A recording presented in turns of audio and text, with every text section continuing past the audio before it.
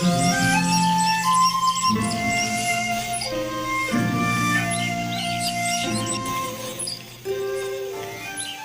The lord. ప్రభు అయిన యేసుక్రీస్తు వారి నామంలో మీ అందరికి కూడా శుభాలు ప్రకటిస్తున్నాను. గత రాత్రంతా కూడా క్షేమంగా ఉన్నారని, మంచిగా నిద్రించారని నేను విశ్వసిస్తున్నాను. క్షేమంగా ఈ రోజున దేవుడు మనల్ని నిలబెట్టాడు కదండి. ఈ రోజును చూడలేని వారు అనేకులు ఉన్నారు. అయినప్పటికీ దేవుడి యొక్క కృపను బట్టి మనం సజీవ లెక్కల్లో ఉన్నాం. దేవుడి యొక్క కార్యాలు మన జీవితంలో ఇంకా జరిగించాల్సినవి ఏవో ఉన్నాయి. అందుకే మనల్ని సజీవులుగా ఉంచారు అని విశ్వసించి ఈ రోజంతా కూడా మనం ఎలా ఉండాలా? దేవుణ్ణి ఆనుకొని జీవించాలి. ఆలస్యం చేయకుండా దేవుడు మనకు ఇచ్చినటువంటి వాక్య భాగాన్ని మనం ధ్యానించుకుందాం. కీర్తనల గ్రంథము 86వ కీర్తన 13వ వచనం. ప్రభువా నా దేవా, నా ఎడల నువ్వు చూపిన కృప అధికమైనది. పాతాళపు అగాధము నుండి నా ప్రాణమును తప్పించి ఉన్నావు. ఇంగ్లీష్లో అయితే, for great is your steadfast love towards me, you have delivered my soul from the depths of Sheol. Psalms chapter 86 verse 13.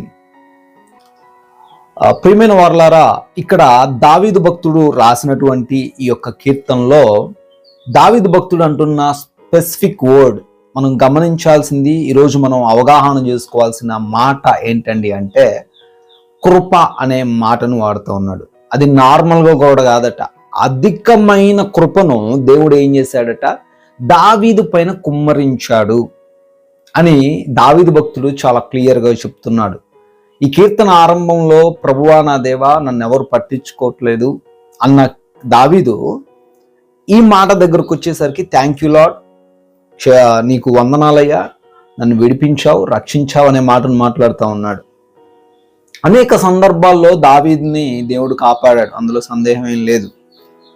ఆ సింహపు నోటి నుంచి కావచ్చు, ఎలుగుబంటి నోటి నుంచి కావచ్చు, సౌలు దగ్గర నుంచి కావచ్చు, అదేవిధంగా తన కుమారుల దగ్గర నుంచి కావచ్చు, గొలియాత్ దగ్గర నుంచి కావచ్చు, చాలాసార్లు దేవుడు దావీదును రక్షిస్తూ ఆయన యొక్క నిత్యమైన కృపను చూపిస్తూ వస్తున్నారు.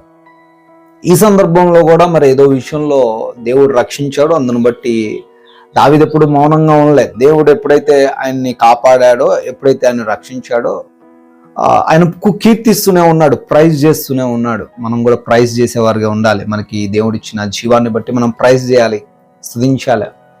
అయితే ఇక్కడ కృప, అధికమైన కృప అనే మాటలు మాట్లాడుతున్నాడు. ఇంగ్లీష్లో అయితే గ్రేస్ అని వాడతాం కదండి. గ్రేస్ అని చాలా బోర్డ్స్ మనం రోడ్ మీద వెళ్తుంటే చూడొచ్చు. గ్రేస్ స్టూడియోస్, గ్రేస్ సెంటర్, లేదా grace colleges, so many. So grace అంటే మనకి అర్థమయ్యేలా చెప్పుకోవాలంటే, మా చిన్నప్పుడు ఎవరైనా ఫెయిల్ అయితే, అంటే అన్ని సబ్జెక్టులో పాస్ అయ్యి ఒక్క సబ్జెక్ట్లో 30కి 35కి 34 32 ఆ మార్కులు వచ్చినట్లయితే ఏం చేసేవారంటే, ప్రభుత్వం గ్రేస్ మార్క్స్ అని యాడ్ చేసేవాళ్ళు. పోన్లే పాపం 10th క్లాస్ మళ్ళీ ఫెయిల్ అయిపోతే నెక్స్ట్ ఒక 2 సంవత్సరం గ్యాప్ వస్తుంది కదా అని చెప్పి ప్రభుత్వం వారు కనికరం చూపి ఆ మార్కులు అతనికి రాకపోయినా, ఆమెకు రాకపోయినా ఒక 2 మార్కులు కలిపేవాళ్ళు. సో దాని ద్వారా వాళ్ళు సబ్జెక్ట్స్ అని పాస్ అయినట్లుగా వాళ్ళకి సర్టిఫికెట్ వచ్చేది. ఒకవేళ అదే ప్లేస్లో ప్రభుత్వం వారు ఇంకా వాళ్ళపైన జాలి చూపి 35కి పాస్ కాబట్టి 80 మార్కులు వేస్తే ఎలా ఉంటుంది? ఎగిరి గంతేస్తారు కదండి. ఇక్కడ దావీదు పరిస్థితి కూడా అలానే ఉంది. నువ్వు కృప చూపడమే ఎక్కువ మా మీద, మేము అల్పులం, అయోగ్యులం, ఎప్పుడు కూడా పాపం చేసేవారం, అటువంటి మా పైన మీరు కృప చూపడమే ఎక్కువ. అందులోనూ దేవుడు ఏం చేస్తున్నాడట, అత్యధికమైన కృపను చూపిస్తున్నాడు. ఈ రోజున కేవలం దావీదు మీద మాత్రమే కాదండి, మన పైన కూడా దేవుడు అత్యధికమైన కృప చూపిస్తున్నాడు కదండి.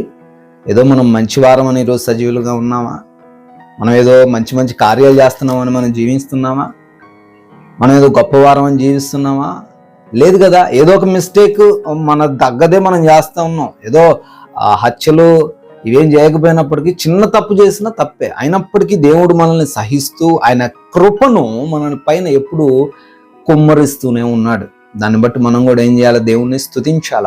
ఇంకో మాట ఏమంటున్నాడంటే, పాతాళపు ద్వారంలోకి నేను వెళ్ళిపోకుండా దేవుడు నన్ను రక్షించాడు. ఈరోజు దేవుడు నిన్ను కూడా రక్షించాడు. నువ్వు నిత్య నరకంలోకి వెళ్ళిపోకుండా నిత్య జీవంలోకి దేవుడు తీసుకొచ్చాడు.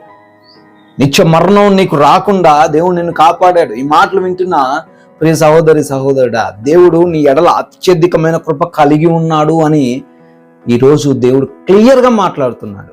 దేన్ని బట్టి భయపడుతున్నావు?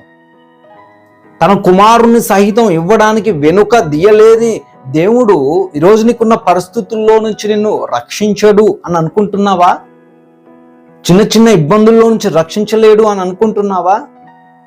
ఏదో నువ్వు మంచి వ్యక్తి అని ఆయన రక్షించట్లే. ఆయన కృపను బట్టి నువ్వు దానికి అర్హుడివి కాకపోయినప్పటికీ దేవుడు అది ఇచ్చి నిన్నేం చేస్తున్నాడు? రక్షిస్తున్నాడు, కాపాడుతున్నాడు. కాబట్టి భయపడకు.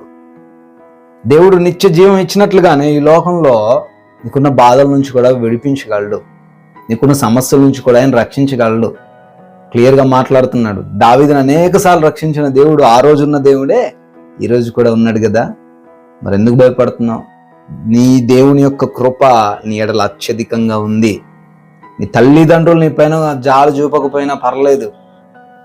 నీ యొక్క భార్యనో భర్తనో నీ పైన జాలు చూపట్లేదని దిగులు పడుతున్నావేమో, లేదా నీ కుమారులని నెట్టేశారు త్రోసేశారని బాధపడుతున్నావేమో, ఎవరో ఏదో అన్నారని దిగులు పడుతున్నావేమో. ఎవరెన్నన్నా దిగులు పడకు, బాధపడకు. ఎందుకంటే దేవుడు నీ ఎడల అత్యధికమైన కృపను కలిగి ఉన్నాడు.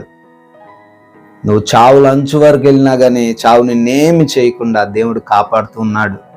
ప్రతిరోజు మనకి నూతన వాత్సల్యతో నూతన ప్రేమతో ఆయన మనల్ని సజీవులుగా ఉంచుతున్నాడు. కాబట్టి ధైర్యంగా ఉండు. ఆయన అత్యధికమైన కృపను బట్టి ప్రతిరోజు దేవుని స్తుతించు. దేవుడు మిమ్మల్ని గొప్పగా ఆశీర్వదిస్తాడు. దేవుడి మాటలు దీవించి ఆశీర్వదించిన గాక. ప్రార్థించుకుందాం. కళ్ళు మూసుకొని మీకోసం ప్రార్థిస్తాను. పరిశుద్ధుడా, దేవా స్తోత్రాలు, సజీవుడా వందనాలు, సర్వోన్నతుడా కృతజ్ఞతలు చెల్లిస్తున్నాం. అవునయ్యా, మీ యొక్క అత్యధికమైన కృపను బట్టి వందనాలు. మీరు మా ఎడలు చూపించినటువంటి అత్యధికమైన కృప వల్లే మేము ఇంకా సజీవులంగా ఉన్నాం తండ్రి. దావీదు ఎడలు చూపించిన అత్యధికమైన కృపను ఈ రోజున మా పైన కూడా చూపిస్తూ వస్తున్నందుకు, ప్రతిరోజు నూతన జీవాన్ని ఇస్తున్నందుకు, అయ్యా మా తప్పులను బట్టి మా అతిక్రమములను బట్టి మమ్మల్ని శిక్షించకుండా, మాకు ఏ శ్రమలు కలగకుండా రక్షిస్తున్న విధానాన్ని బట్టి కూడా స్తుతులు. ఈ సమయంలో బిడ్డలు తండ్రి ఎవరి ఆదరణ లేదని దుఃఖిస్తున్నారేమో, మీ కృప ఉందని విశ్వాసంతో జీవించే కృప దయచేయండి ఆయన. ధైర్యంతో జీవించే కృప దయచేయండి ప్రభువా. అయ్యా మీరు వారికి తోడై ఉన్నారనే ఆయా జ్ఞానము, వివేచన శక్తి మీరే వారికి దయచేయమని, బిడ్డలకు మీరు ఈ రోజు అంతను తోడై ఉండి వారిని నడిపించమని, వారికి ఉన్న ప్రతి సమస్య నుంచి విడిపించమని అడుగుతున్నాం. అనారోగ్యంతో ఉన్నారేమో తండ్రి, ఆర్థికంగా ఇబ్బందులు పడుతున్నారేమో ప్రభువా, వాటి నుంచి విడిపించండి. మంచి ఆరోగ్యం దయచేయండి. ఆర్థికంగా వారిని బలపరచండి నాయన. అయా శాంతి లేని సమాధానం జీవితం ఎవరైతే కలిగి ఉన్నారో, శాంతి సమాధానం నెమ్మదిని ఈ రోజున వారికి దయచేయండి నాయన. వారి ప్రయత్నాలను ఈరోజు సఫలపరచండి అయా. ఈ రోజున మార్గం అంతట్లో మా అందరికీ తోడై ఉండండి. రక్షణ దయచేయండి. సురక్షితంగా ప్రయాణించే కృప దయచేయండి ప్రభువా. ఈ రోజున మా యొక్క ప్రతి కార్యకలాపమును కూడా దీవించి ఆశీర్వదించి ఫలించే వారిగా నిలవబెట్టుకొని ఆయన, ముఖ్యంగా మీ నామానికి మహిమకరమైన క్రియలు మా ద్వారా మీరే జరిగించి మీరే మహిమఘనత ప్రభావాలు పొందుకోమని యేసుక్రీస్తు వారి జీవం కలిగిన నామంలో ఈ ప్రార్థనను అడిగి వేడుకుంటున్నాం తండ్రి. ఆమేన్.